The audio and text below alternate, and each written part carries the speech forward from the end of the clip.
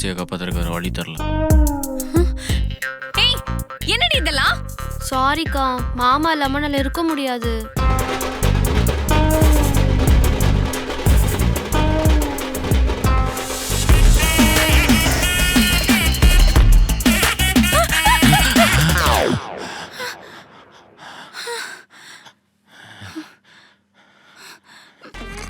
என்னடி? தங்கச்சி. ஆமா மலரு, நாளைக்கு தானே வர, பேசாம போடு.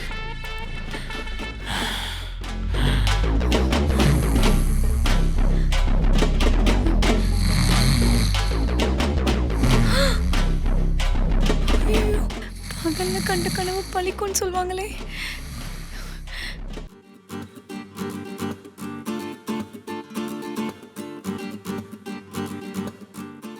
ஏய், உன் தங்கச்சி என்ன சின்ன குழந்தையா?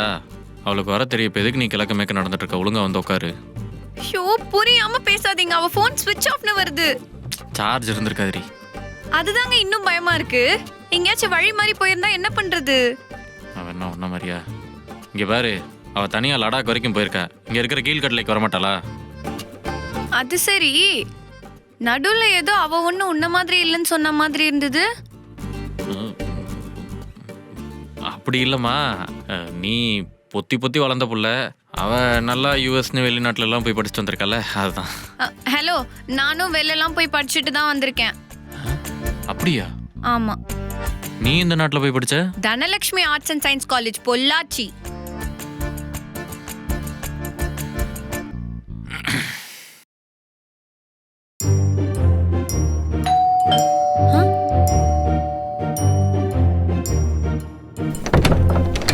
அக்கா, எப்படி என் சர்ப்ரைஸ்?